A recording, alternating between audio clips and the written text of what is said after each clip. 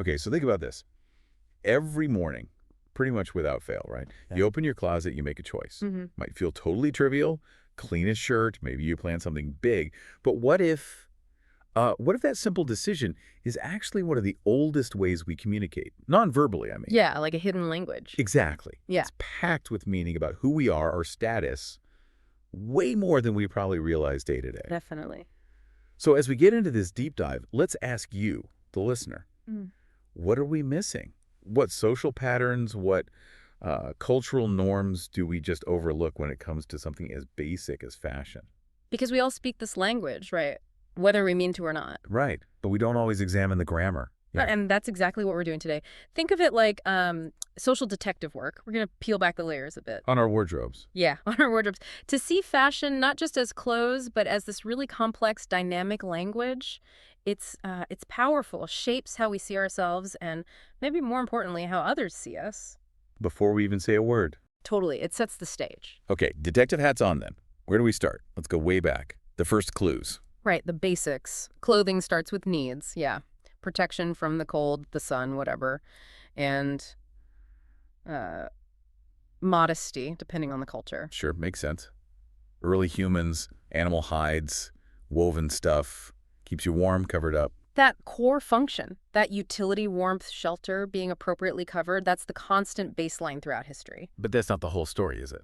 Not even close. What's really fascinating is that the impulse to decorate, to adorn ourselves, that seems to have kicked in almost immediately after the basic protection part. Really? How do we know that? Well, the archaeology is pretty surprising. We found decorative items, things clearly meant to be worn for show, dating back tens of thousands of years. Tens of thousands, so like way before farming in cities. Exactly. Prehistoric humans, we're talking bees, shells, carved bits of bone or ivory. Clearly not just for keeping warm, it was something else, something, I don't know, fundamentally human. Wow. Okay, so if that desire to look good, to use clothing, to say something about who you are, if that's so old, what does that tell us about, what makes us tick? It suggests it's really deep in our psychology, doesn't it? It's not just a cultural add-on later. It's maybe hardwired, this need to express ourselves visually. Rather than just practical. Way more. And that drive, it quickly gets complicated. It sets up this, constant tension in fashion, a push and pull. Between what? Between needing to belong, to fit in with a group, and wanting to stand out, to be an individual. Clothing has always been a super powerful way to signal group identity. Oh, yeah, you see that everywhere. Yeah. Military uniforms, boom, instant group identity. Right, or religious robes, or think about, the really elaborate outfits of different social classes centuries ago. They weren't subtle. No, definitely not. They screamed, I belong to this group, not that one. It reinforced the whole social structure. But then, at the same time, clothes let you do the exact opposite. They let you express your unique personality, your taste. You can stand out within your group or sometimes, deliberately step outside it. Okay, so that's the core tension. Fitting in versus standing out. That's a huge part of it. That balance between wanting acceptance and needing to express your unique self, it's fundamental. And how does that connect to trends changing all the time? Is that related?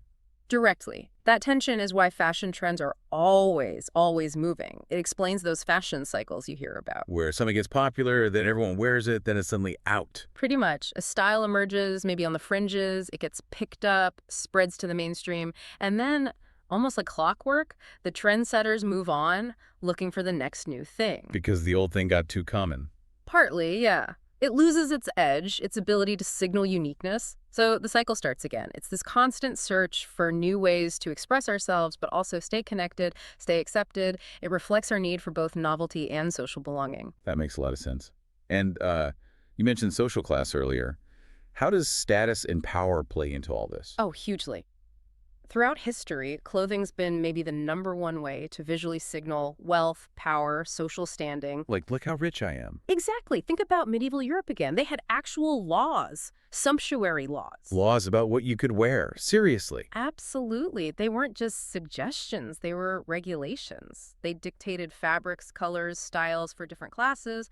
Purple might be reserved only for royalty, certain furs only for high nobility. Wow. So it was about keeping people in their place visually. Precisely. It was social control through clothing. preventing the lower classes from even looking like they were rising above their station. Powerful stuff. And you still see echoes of that today, right? Yeah. Even without actual laws. For sure. Think about luxury fashion.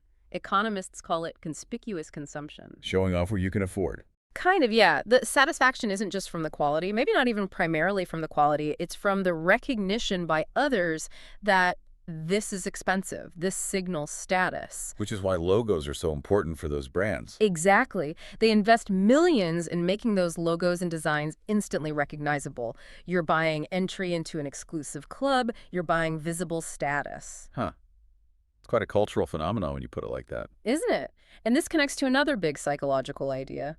Social learning theory, especially the celebrity effect. We copy people we admire. Basically, yes, often unconsciously. When a celebrity or a big influencer wears something, their followers are much more likely to want it, to adopt that style.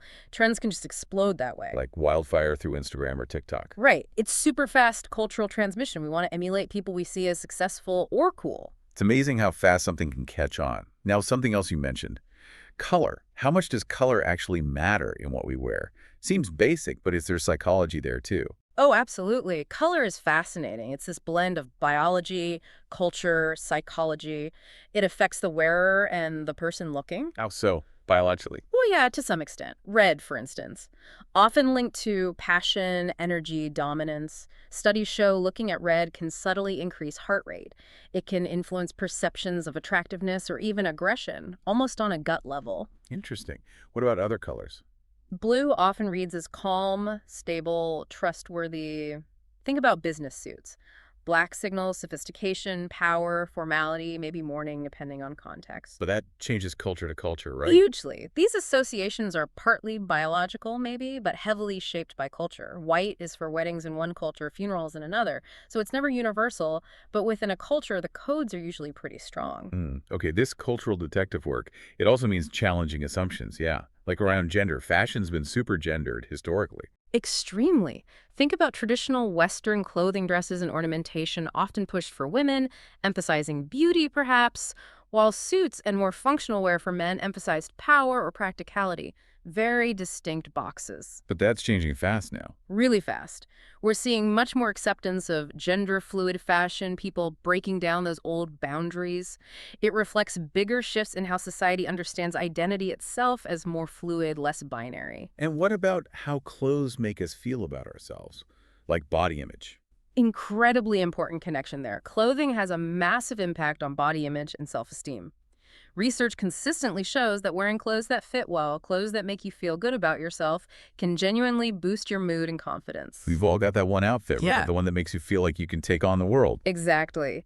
And there's actually a term for this: enclothed cognition. Enclothed cognition. What's that? It's this idea that what we wear doesn't just change how others see us or how we feel, it actually affects how we think and behave. Seriously, how does that work? Well, the classic study involved a lab coat. People who wore it and were told it was a doctor's coat performed better on attention tasks than people wearing the exact same coat but told it was a painter's smock. Whoa! So the symbolism of the clothing changed their cognitive performance. That's the idea. The clothes aren't just covering you, they're influencing your mental state, your capabilities in that moment. It's pretty wild. That is wild. And now layer social media on top of all this. Oh boy, yeah. Platforms like Instagram, TikTok, they've totally changed the game. New ways to find trends, share styles, influence others. The whole outfit of the day thing, OTD. Right. That phenomenon creates this constant stream of fashion content. It offers amazing opportunities for self-expression, for finding communities, but it also creates pressure. Pressure to keep up, to always have something new. Definitely. Which leads us right into the fast fashion paradox. Okay, explain that. Fast fashion. It's everywhere. It is. It's cheap, it's trendy, it's accessible, it perfectly taps into that desire for novelty and fitting in we talked about. You can get the latest look almost instantly and affordably. Sounds good. So what's the paradox? The paradox is the psychological pressure it creates. Trends change so fast now, sometimes week to week. There's this feeling you need to constantly update, constantly consume just to stay current. It can be exhausting and environmentally. Well, that's another big issue. Right, the environmental impact. That seems to be pushing back, though. People are thinking more about sustainability. Yes, absolutely. That's a major countertrend. We're seeing a real shift in values for many people. The ethics of how clothes are made, the environmental cost. These are becoming psychological factors in the choice. So choosing sustainable brands becomes part of your identity. It can, yeah. Conscious consumption is a statement. And it fuels the interest in vintage and secondhand, too. Ah, that makes sense. Why vintage, psychologically? Several reasons, I think. Uniqueness is a big one, finding something nobody else has. There's the sustainability angle, giving clothes a second life, and also maybe the thrill of the hunt. The treasure hunt. Yeah, I get that. Yeah, Finding that perfect, unique piece. it's a different kind of satisfaction than just clicking buy on something new that thousands of other people have. It feels more personal, more authentic, maybe. Authenticity versus mass production. Interesting. But amidst all this style, status, ethics, trends, we can't forget the absolute baseline: comfort. An unsung hero. Totally. Often underestimated, but so important for our daily psychological well-being. Just feeling physically comfortable in your clothes. Which explains athleisure. Perfectly. That whole trend of blending athletic wear with everyday clothes, it's driven by wanting comfort without completely sacrificing style, and the pandemic just turbocharged that. Oh, for sure. Everyone lived in sweatpants for a year. Right. And it actually shifted norms even in some professional spaces. Comfort suddenly became a much higher priority for a lot of people. So these priorities, they also change over our lives, right? Fashion isn't static for an individual either. Definitely not. Think about kids maybe expressing identity by copying superheroes or characters, then teenagers. Oh boy. Yeah, teenagers and clothes, that's a whole thing. It's huge. It becomes this really powerful tool for figuring out who they are, separating from parents, fitting in with peers, or maybe deliberately not fitting in. It's a major psychological stage played out through clothes. And then adults, professionalism. Often, yeah. Projecting competence, success. Later in life, maybe comfort and practicality become key again, but people still express individuality. It evolves. And all of this is layered onto culture and geography, right? It's not the same everywhere. Not at all. Cultural norms about modesty, gender, status, Mm-hmm. they vary massively. What's considered appropriate or stylish in one place might be totally different elsewhere. And climate obviously plays a huge role too. You adapt to your environment, but you still express identity within those constraints. It creates such a rich diversity of styles globally. It really does. And what about specifically in the workplace? Does what you wear really impact your career? Evidence suggests yes, significantly. People perceived as dressing professionally are often judged as more competent, more trustworthy. Even if that's just a perception, it can have real consequences. Absolutely. Now, what professional means varies hugely by industry, by company culture. A tech startup's professional look is miles away from a corporate law firm's. But the underlying principle that clothes send signals about competence seems pretty consistent. Okay, so looking forward, where's all this heading? Technology seems like a big disruptor here. Huge. AI, for instance. It's already predicting trends, personalizing shopping in ways we haven't seen before, even designing clothes. AI designers, wow. Yeah. And think about VR, virtual reality try-ons. Being able to see how clothes look on you digitally could change how we shop, maybe reduce returns and waste. That could be big. What about the clothes themselves getting smarter? That's the next frontier, probably. Smart clothing, textiles with embedded tech. Like monitoring your heart rate or something? Exactly. Monitoring health, giving feedback, maybe even changing color or pattern on demand. It raises really interesting questions about identity. Will our clothes become like extensions of our digital selves? Blurring the lines between physical and virtual. That's a bit sci-fi, but maybe not that far off. Maybe not.